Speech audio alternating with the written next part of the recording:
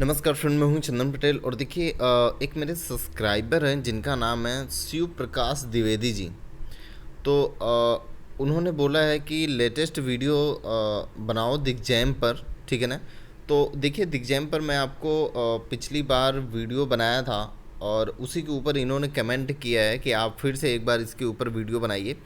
तो चलिए, मैं ये वीडियो उन लोगों के लिए है जो दिग्जैम लेना चाहते हैं या बेचना चाहते हैं, या वो एक मतलब होल्ड रखना चाहते हैं। मैं सभी चीज़ों के बारे में बताऊंगा कि दिग्जैम ऐसे स्टॉक में आपको क्या करना चाहिए, ठीक है ना। चलिए, मैं लेके चलता हूँ आपको screener.com पे।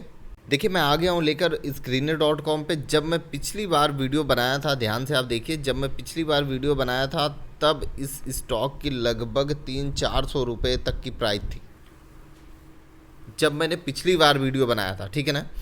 और अभी इस स्टॉक की देखिए 300-400, ये लगभग इसी लेवल के आसपास था। देखिए आप, 365 रुपये के लेवल के ही आसपास, मतलब उतने के ही आसपास था, ठीक है ना। और यहाँ पर आप अगर देखेंगे तो अभी इसकी जो मार्केट प्राइस चल रही है वो लगभग 197 रुपये है, वो भी 5% डाउन सर्किट पर चल रही है। देखिए, मैं यहाँ पे 6 मंथ का चार्ट लगाता हूँ। आप देखिए कितनी बुरी तरीके से इस स्टॉक की पिटाई हो रही है, ठीक है ना। और यहाँ पे मैं 3 साल का चार्ट लगाऊँ या मैक्सिमम का चार्ट लगाऊँ, सेम वही आपको देखने को मिलेगा कि इस स्टॉक में एकदम कंसिस्टेंट, मतलब एक नॉर्मली, फिर उसके बाद यहाँ से तेज़ी और फिर डाउन सर्किट। तो देखिए, पहले जो मार्केट कैपिटलाइजेशन था वो लगभग 600 करोड़ के आसपास था, अभी लगभग 394 करोड़ के आसपास हो गया है। ईपीएस भी कुछ खास नहीं है, आरओई भी कुछ खास नहीं है। डेप्थ इस कंपनी के ऊपर है, लेकिन डेप्थ आप देखिए लगभग 83 करोड़ का है और इनके पास कैश फ्लो केवल 10 करोड़ का ही है, ठीक है ना। और एक साल में रिटर्न देखिए, इतना गिरने के बावजूद भी, आप ध्यान से देखिए, इतना गिरने के बावजूद भी इस कंपनी का रिटर्न लगभग 4,595% का है। इतना गिरने के बावजूद अगर ये हाई पे था तो आप समझ लीजिए कितने का रिटर्न था, ठीक है ना। और यहाँ पे अगर मैं आपको दिखाऊं कि इस स्टॉक में पूरा गेम खेला गया, वो गेम क्या था। इस कंपनी का जो प्रॉफिट एंड लॉस आप देखिए, वो आप ध्यान से देखेंगे तभी आपको समझ में आएगा। अगर आप ध्यान से देखेंगे तभी आपको समझ में आएगा। मार्च 2015 में इस कंपनी का नेट प्रॉफिट माइनस, 2016 में भी माइनस, 2017 में भी और माइनस, 2018 में और माइनस, 2019 में और माइनस, 2020 में 18 करोड़ का माइनस, ठीक है। और 2021 में इस स्टॉक में आप देखिए यहाँ पे प्रॉफिट होता हुआ नज़र आ रहा है 9 करोड़ का। तो अगर किसी भी स्टॉक में इतना ज़बरदस्त माइनस हो रहा है कई सालों से, और वहीं पे अगर यहाँ पे प्रॉफिट एक बैग दिखा दिया जाए, तो सेवी को दिखाने के लिए एक मतलब चाहिए ना कि भाई हमारा स्टॉक इतना तेज़ क्यों हुआ है, क्योंकि प्रॉफिट हुआ है इसीलिए हमारा स्टॉक तेज हुआ है।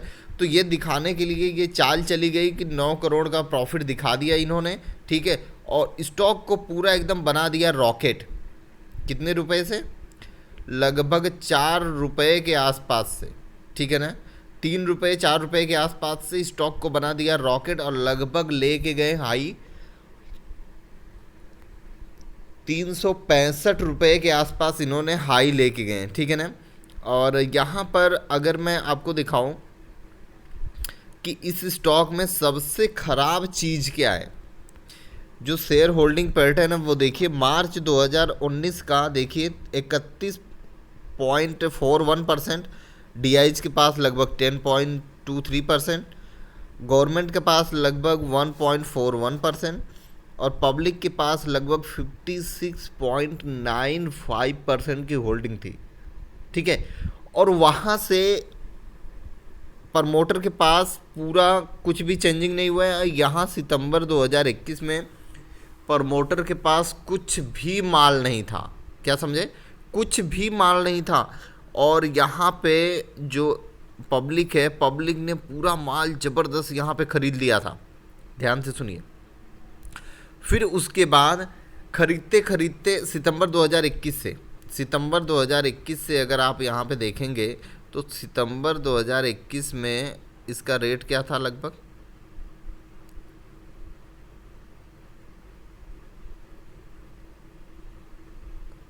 देखिए आपको यहाँ पे रेट देखने को मिलेगा। रुकिए मैं 6 महीने करता हूँ तो आपको अच्छे से रेट देखने को मिलेगा। सितंबर 2021 1 ईयर कर देता हूँ। सितंबर 2021 में इस स्टॉक का रेट लगभग वही था। यहाँ पे आप देखिए चार्ट नहीं आ रहा है, मैं आपको दिखा दूँ कि लगभग वही 4 से 5 रुपए के आसपास रहा होगा। ठीक है ना। यहाँ पे आपको देखने को मिल रहा है लगभग 17 रुपये के आसपास ये अक्टूबर में था। ठीक है।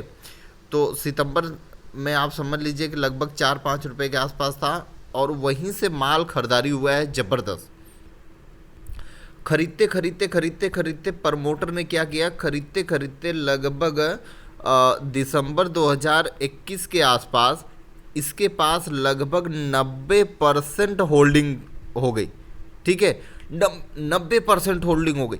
आप सोचिए डीआईज के पास 10% था, उसने सेल आउट करके लगभग 1.45% की होल्डिंग रखी। गवर्नमेंट के पास था, इसने भी प्रॉफिट बुक कर लिया लगभग 0.21% की होल्डिंग। और पब्लिक के पास जो होल्डिंग था 83% का, वो कम होकर लगभग 8.35% की होल्डिंग हो गई। ठीक है। तो आप समझिए अगर 90% कोई अगर प्रमोटर अगर खरीद लेगा तो स्टॉक तो भागेगा ही ना। अब स्टॉक हो गया पूरा रॉकेट। अब प्रमोटर क्या किया कि अब वहाँ से सेलिंग करना चालू कर दिया। तो ये स्टॉक पूरा गिरता गया। अभी देखिए लगभग 197 के आसपास ये स्टॉक हो गया।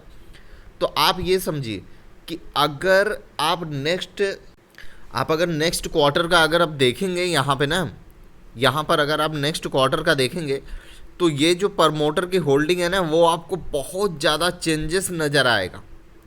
क्योंकि यहाँ पे प्रमोटर कुछ ना कुछ ज़्यादा माल बेच के निकल गया होगा। ठीक है ना। तो इसीलिए बोलते हैं कि ऐसे स्टॉक में आपको दाव नहीं खेलना चाहिए। हाँ ठीक है, अगर आपके पास 10-15 लाख 20 लाख का अगर पोर्टफोलियो है तो जो 2-4-10 हज़ार आप इस स्टॉक में इन्वेस्ट कर सकते हैं। ठीक है ना। वो भी एक निचले लेवल पर, ये नहीं कि हाई लेवल पर। तो ऐसे स्टॉक से इन्वेस्ट करने के लिए एकदम आप बचिए। अगर आपके पास होल्डिंग है तो आप सेल करके निकलिए, भले से आप माइनस में हो। ठीक है, क्योंकि मेरे को नहीं लगता है कि ये स्टॉक अभी और ऊपर जाने वाला है।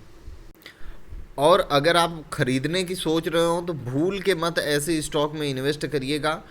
आपको अगर 10 रुपये 15 रुपये 17 रुपये का लेवल मिले तब आप खरीदारी के लिए सोचिए, अन्यथा आपको खरीदारी के लिए सोचना ही नहीं है ऐसे स्टॉक में। ठीक है। और होल्ड करने का तो भी भाई सोचिएगा नहीं, जितना आता है उतना लेके निकल जाइए। Okay, thank you friend.